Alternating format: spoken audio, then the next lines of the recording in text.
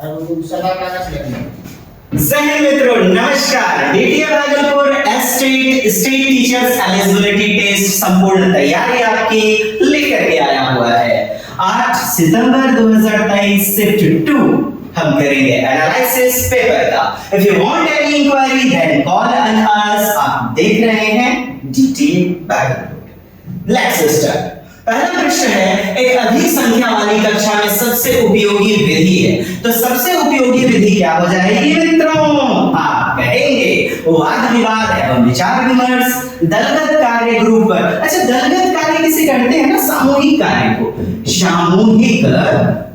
सामूहिक कार्य group work को। ये भी सही है भाई, ये भी सही है। व्याख्यान विधि, अच्छा व्याख्यान में यदि प्रश्न वगैरह पूछा जाए ना तब तो ठीक है। स्व अध्ययन, अच्छा ये तो इससे बेहतरीन और संपूर्ण उत्तर तो आपका एक हो जाएगा। नहीं, वाद विवाद चर्चा जो कि सामूहिक गतिविधि के आधार पर होती है। नेक्स्ट क्वेश्चन है, छात्र छात्राओं की मिश्रित कक्षा में सहयोग उन्नत करने हेतु, क्या उन्नत करने के लिए? एनहांस कोऑपरेशन, सहयोगात्मकता, एकता, अखंडता, बंधुत्वता, एक दूसरे की मदद, सहयोग उन्नत करना यानी बढ़ावा देना। तो अच्छी विधि है कौन सी? सामूहिक कार्य, क्या व्याख्यान हो जाएगा? प्रदर्शन करना, किसी विधि का, किसी कार्य इत्यादि का प्रदर्शन करना, क्या होगा? चलिए बताइएगा। आप कहेंगे ग्रुप वर्क, सामूहिक कार्य, दलगत कार्य जिसे कहा जाता है। अगले प्रश्न है, इनमें से एक शिक्षण की त्रिध्रुवीय प्रक्रिया। जी हाँ, नोट कीजिएगा। शिक्षण कैसी प्रक्रिया है? त्रिआयामी है, त्रिविमीय है, त्रिध्रुवीय है। इससे पहले भी कक्षा में भी आपने देखा था। शिक्षक टीचर कैसा जड़ होता है? आप कहेंगे स्वतंत्र जड़। स्वतंत्र जड़ क्या होता है? स्वतंत्र होता है कहीं भी किसी भी प्रकार की शिक्षण विधि तकनीकों के माध्यम से, ताकि बच्चा बेहतर ढंग से समझ सके, समझाया जाता है शिक्षकों के द्वारा। मतलब इंडिपेंडेंट जड़ होता है। और जो विषय वस्तु होती है, प्रकरण होता है, जो कंटेंट होता है, वो होता है कैसा? मध्यस्थ जड़। कैसा जड़? मध्यस्थ जड़। और जो विद्यार्थी होते हैं जिसके माध्यम से शिक्षक ने समझाया, प्रकरण टीएलएम मटेरियल के माध्यम से, तो शिक्षार्थियों में ज्ञान का प्रवाह हो गया। ज्ञान का क्या हो गया? प्रवाह हो गया। तो ये क्या होते हैं? डिपेंडेंट, आश्रित जड़। विद्यार्थी क्या कहलाएंगे? आश्रित जड़ कहलाएंगे। तो त्रिध्रुवीय प्रणाली है। तो शिक्षण विधि, शिक्षक, शिक्षार्थी, विषय वस्तु। देखिए ना, आप कहेंगे विषय वस्तु हमारा नहीं होगा उत्तर में। और ये प्रश्न एकदम रिपीटेड होकर के आते हैं। चलिए, शिक्षण का लक्ष्य है, क्या है लक्ष्य शिक्षण का? सूचना का, ज्ञान का आदान प्रदान करना। जी हाँ, बिल्कुल। छात्रों को क्रिया में, गतिविधि के माध्यम से, एक्टिविटी के माध्यम से शामिल करना। ज्ञान का अंतर्निहित, आंतरिकता, इंट्यूटिव अंडरस्टैंडिंग, अंतर्दर्शी समझ, ताकि ज्ञान की रचना हो सकेगी। अंतर्दृष्टि, व्यवहार में बदलाव लाना, ये उद्देश्य नहीं है शिक्षण का, ये तो अधिगम का होता है ना जी, लर्निंग का, कि changing in behaviour is called learning. तो यही तो नहीं हो जाएगा। अगला प्रश्न देखें, आगमन विधि है। देखिए, आगमन विधि आप जानते हो, उदाहरण से नियम की ओर, एग्जाम्पल टू रूल्स। और एग्जाम्पल जैसे समोसे का उदाहरण दिया शिक्षक ने, ये समोसा बच्चे के लिए विशिष्ट है, स्पेशल है। और तब बच्चा इसका परिमाप a + b + c सूत्र बताएगा, और सूत्र सामान्य है, जनरल है। मम्मी की रोटी गोल गोल, रोटी दिखा करके वृत्त को बढ़ा देना, विशिष्ट से सामान्य, यानी उदाहरण से नियम की ओर, मूर्त से अमूर्त की ओर, कॉन्क्रीट टू एब्स्ट्रैक्ट, जो कि आगमन विधि के सोपान है। सुकरात ने क्या किया था? Questionnaire method. प्रश्नावली, प्रश्नोत्तर विधि, प्रश्नावली याद करिएगा। प्रश्नावली दिया था वुडवर्थ ने, किसने? प्रश्नावली वुडवर्थ ने। और प्रश्नोत्तर विधि सुकरात, सॉक्रेट्स ने। ठीक, तो सुकरात की प्रश्न उत्तर विधि यानी कि समस्या समाधान विधि सुकरात, और इसी को कहते हैं प्रश्नोत्तर या प्रश्न उत्तर विधि। ठीक है? अनुसंधान विधि आप कहेंगे ह्यूरिस्टिक मेथड, HE आर्मस्ट्रॉन्ग लिख लेना, HE आर्मस्ट्रॉन्ग आप लिख लेना। ठीक। अच्छा, इंटरैक्शन किसको कहते हैं? व्यवधान, यानी डिस्टरबेंस, व्यवधान, बाधा, रुकावट। इसलिए ये तो कुछ भी नहीं है साहब। तो सुकरात की विधि क्या हो जाएगी? C number. इनमें से एक परियोजना विधि, प्रोजेक्ट मेथड, H ये आपके परियोजना विधि के लिए सही नहीं है। एक प्रोजेक्ट पर बच्चे कार्य करते हैं समूह में, चाहे वो वाटर हार्वेस्टिंग हो, सोलर सिस्टम थर्माकोल पर काट कर बनाना हो, या किसी पेपर बोर्ड में, है ना। तो बच्चे समूह में कार्य करते हैं, कौन सा सही नहीं है? ये शिक्षक केंद्रित होती है, बताइए, बाल केंद्रित होती है। कैसी होती है? बाल केंद्रित, राजतंत्रात्मक नहीं, टीचर सेंटर्ड, अध्यापक केंद्रित नहीं होती है। ये वास्तविक जीवन से जुड़ी होती है, सामाजिक वातावरण में घटित और उद्देश्य, पर्पस होता है एक। ठीक, क्या नहीं होता है? एक। और यही तो उत्तर हो जाएगा, है ना साहब। चलिए,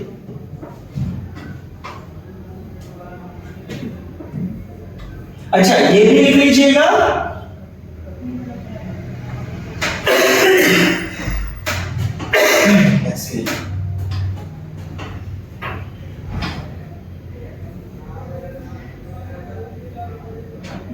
नाटक या भूमिका, नाटक या भूमिका बोले तो रोल प्ले, भूमिका निर्वाह या ड्रामा, नाटक, मंचन।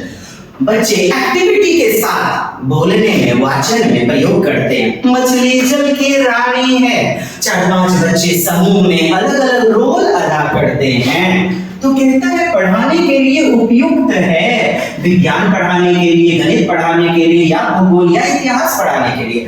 गणित तार्किक विषय वस्तु है, अमूर्त विषय वस्तु है। विज्ञान थ्योरम की ओर बढ़ता है, भूगोल में ग्लोब या विभिन्न वस्तुएं चाहिए। आप रामायण, महाभारत या युधिष्ठिर या फिर शूर्पणखा का लुंगा खींच रहा है अरे यार, बोलना है जे 6 महीना सोता था, भूल जाते हैं भगवान जी, बताइए तो इतनी जल्दी होइएगा। कुंभकर्ण शूर्पणखा के लुंगा खींच रहा है, कुंभकर्ण ऐसा शूर्पणखा कहीस। तो दोनों एक दूसरे क्या कर रहे हैं? भूमिका अदा कर रहे हैं, भूमिका निर्वाह कर रहे हैं, रोल प्ले कर रहे हैं। थोड़ा मुस्कुरा लीजिए। जी हाँ बिल्कुल द्रौपदी, छोड़िए ना, क्या रखा है साहब, समझिए ना। इतिहास यानी कि ऐतिहासिक पूर्व में बीती गई घटनाओं का पाठ अदा करते, रोल अदा करते हैं। मनोगत्यात्मक क्रिया, मनोगत्यात्मक समझ रहे हैं? गतिक यानी कि क्रिया करना, आप जानते हैं ना क्या? बीएस ब्लूम की बात करेंगे, ब्लूम्स टैक्सोनॉमी। तो 3 प्रकार से संज्ञानात्मक विकास, एक तो आपका संज्ञानात्मक, दूसरा भावात्मक और फिर तीसरा क्रियात्मक, जिसे आप मनोगत्यात्मक कहते हैं। ठीक, हेड, हार्ट और हैंड मतलब कॉग्निटिव, अफेक्टिव और है साइकोमोटर मतलब मोटर, हाथ पैर अंग का क्रिया करना, संचालन करना, यही तो है मनोगत्यात्मक। ये गत्यात्मक गति करना। और प्रयोगशाला में आप करके सीखते हैं। कहानी में तो वाचन, प्रदर्शन, 2 परिणाम नहीं। तो क्या हो गया हमारा? 1 नंबर, क्रिया करके सीखना। चलिए, विषय वस्तु को आसान रूप में प्रस्तुत करने का नियम है। आसान रूप में प्रस्तुत करने का नियम क्या? वो मेथड कहलाता है। विधि, सिद्धांत, प्रविधि, कार्यविधि, ये तो आपका जो है ना सिद्धांत मूर्त से अमूर्त की ओर, या विभिन्न शिक्षण सिद्धांत जो भी फॉलो करते हैं पेडागॉजी में। प्रस्तावना संबंधित है, प्रीलिमिनरी। हम भारत के लोग भारत को अक्षुण्ण नहीं, तो क्या है ये? पूर्व ज्ञान से जुड़े हुए विशिष्ट उद्देश्य, नवीन ज्ञान उद्देश्य। नवीन ज्ञान बच्चों में जो नया ज्ञान देना है, नई जानकारी देना है, आप पहले पूर्व ज्ञान से जोड़ते हैं, प्रायर नॉलेज, प्री नॉलेज से पूर्व ज्ञान से जोड़ते हुए नवीन ज्ञान को सिखाया जाता है। पाठ्य योजना में गृह कार्य यानी कि होमवर्क संबंधित होना चाहिए पूर्व ज्ञान से। कहता है रिपीट करना, ड्रिल करना, वेदन करना, अभ्यास करना। छात्र को क्रियाशीलन से यानी छात्र करके सीखे। बहुत प्यारा है, लेकिन नवीन ज्ञान पूर्व ज्ञान से संबंधित, किससे? नया नॉलेज किससे लीजिए? प्री नॉलेज, प्रायर नॉलेज से जोड़कर। New knowledge related to prior knowledge. D is the best answer. जी आपको लग तो सब रहे होंगे नहीं, लेकिन डी देखिए ना, संपूर्ण उत्तर को समाहित किया है अपने आप में। पाठ योजना अर्थात लेसन प्लानिंग, एकदम एक पैटर्न देखिएगा ना, मैंने प्रीवियस वाला भी ना एनालिसिस आपको करवाया हुआ है। पैटर्न लगभग स्टेट में ना आपके मिलते जुलते से आएंगे, है ना। आप जानते हैं सिलेबस 100 का आपका जो है ना विषय वस्तु रहता है, दो सब्जेक्ट रहते हैं आपके कॉम्बाइंड कॉम्बिनेशन सब्जेक्ट, और 50 मार्क्स जो रहते हैं उसमें ना आपका 30 मार्क्स शिक्षण कला आर्ट टीचिंग रहता है, और 20 नंबर पे क्या रहता है? मैथ 5 का, 5 की रीजनिंग, 5 आपके सामाजिक विज्ञान और 5 आपके सामाजिक अध्ययन। ठीक, तो हम लोग इस 30 का कर रहे हैं एनालिसिस, और बाकी 100 के लिए आपको पूरी संपूर्ण कक्षा प्रस्तुत की जाएगी। पाठ योजना में खोजी प्रश्न, खोजी, अन्वेषण, उपागम, अनुसंधान, डिस्कवरी लर्निंग, समस्या समाधान इत्यादि की आवश्यकता है। पूर्व ज्ञान पूर्व अनुभव से जोड़ करके विषय वस्तु के ज्ञान, या फिर सभी के सभी। अच्छा, पूर्व ज्ञान पूर्व अनुभव एक जैसी ही बात लग रही है ना आपको?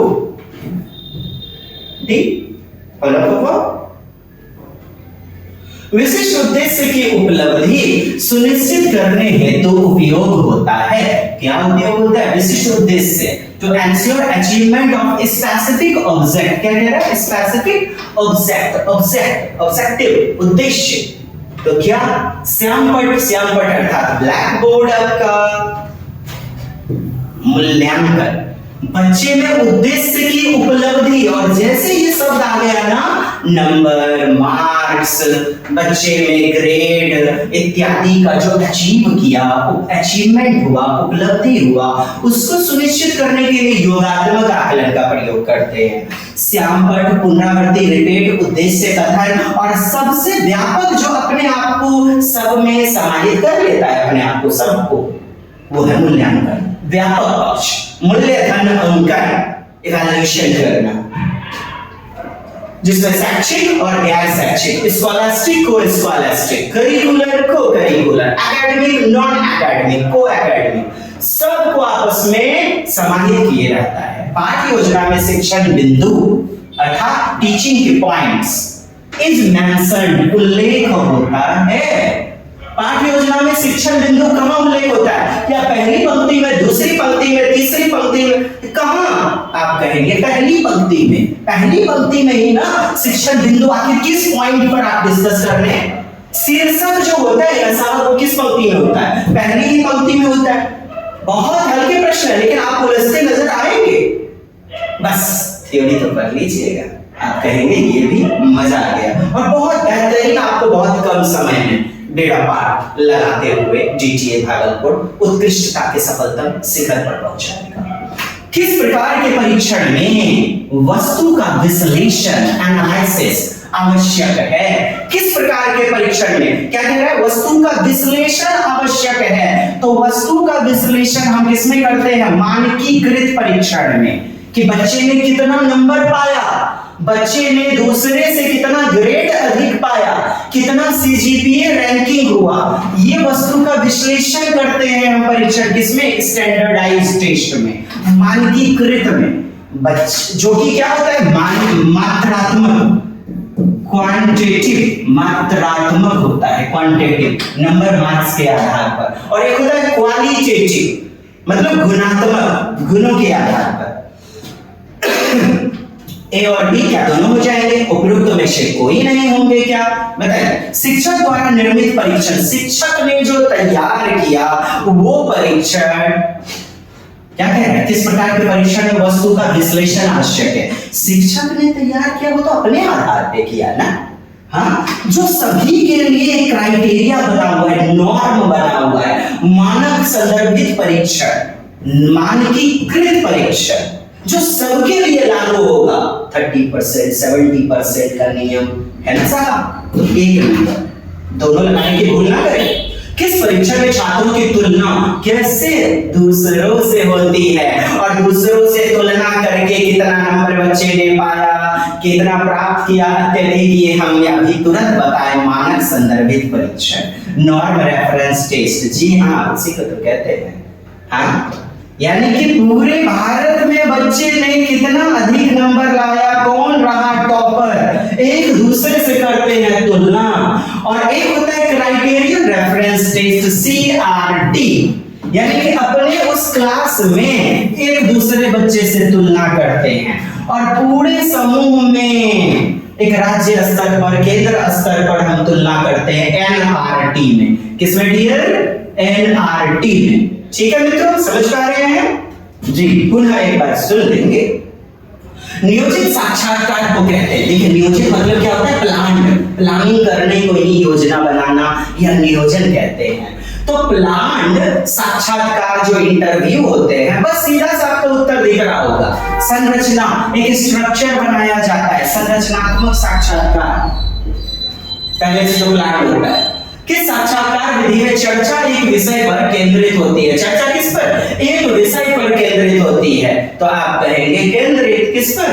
केंद्रित साक्षात्कार, फोकस्ड इंटरव्यू, जो एक मुद्दा उसी टॉपिक पर एक विषय पर चर्चा होती है, इंटरव्यू होता है।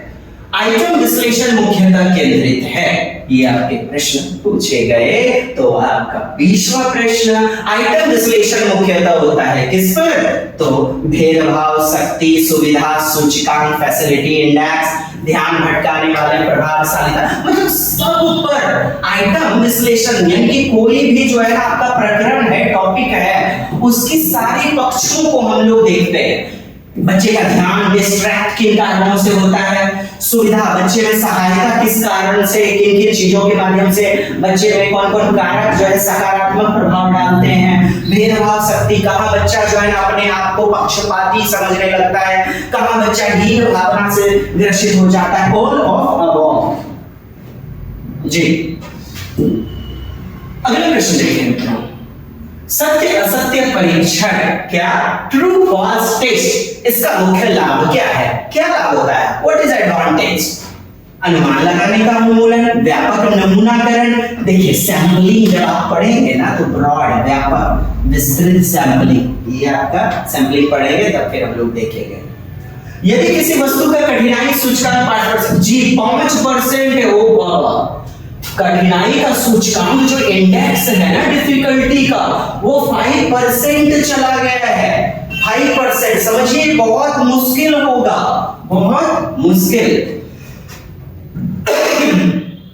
स्वीकार्यबल नहीं होगा, एक्सेप्टेंस। सामान्यतः अंकन एवं रिपोर्टिंग प्रणाली, अंकन एवं reporting, marking and reporting system, माता पिता को अच्छा मार्क्स देते हैं, रिपोर्टिंग करते हैं माता पिता को, गार्जियंस इत्यादि को, है ना? तो सबके लिए ना हो जाएगा। ये पारंपरिक प्रणाली है जो शुरू से चली आ रही, ट्रेडिशन से, पूर्वाग्रह, परंपरा के माध्यम से, क्या पेन पेपर टेस्ट इत्यादि। सामान्यतः जो जनरल अंकन है, जनरल मार्किंग सिस्टम है, बच्चे ने याद कर लिया, लिख लिया, जैसे भी लिखे बच्चे का रिजल्ट आ गया, ये पारंपरिक प्रक्रिया है। पास और फेल इसमें पाया जाता है, जो कि माता पिता को यदि बच्चा फेल हुआ तो पेरेंट्स टीचर्स मीटिंग में रिपोर्ट भी किया जाता है। मापन मूलतः है, मेजरमेंट इज बेसिकली क्या है? संख्यात्मक। अरे बाबा मापन है ना, आप पढ़ते हैं ना, मेजरमेंट, असेसमेंट, आकलन, और फिर मूल्यांकन जो कि विस्तृत पक्ष है, इवैल्यूएशन, है ना? तो मापन किसके आधार पर? एक बच्चे ने इंग्लिश में कितना नंबर लाया? 43 नंबर लाया। ये क्या है? मात्रात्मक है, संख्यात्मक है, क्वांटिटेटिव। लेकिन जब बच्चे में चहुमुखी विकास, नैतिक विकास या गुणात्मक विकास, जैसे ललित कला, ड्राइंग, बच्चे में गीत, खेल कूद में कैसा है, तो इसी को तो गुणात्मक कहते हैं। क्वालिटी देखना, क्वालिटेटिव, है ना?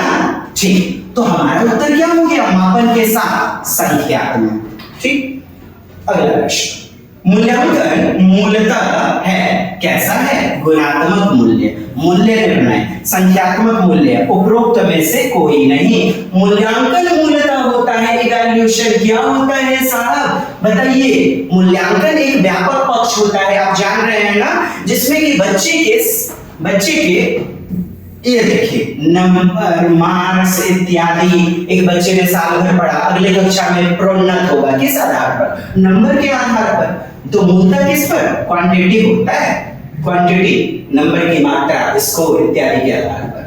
अब देखिए, एक पेपर में एक छात्र का स्कोर कहलाता है। किसी पेपर में बच्चे ने जो है रिजल्ट लाया, क्या रिजल्ट लाया, वो क्या कहलाता है? तो वो बच्चे का मूल्यांकन, परीक्षण, मापन, मतलब सब कहलाता है ना।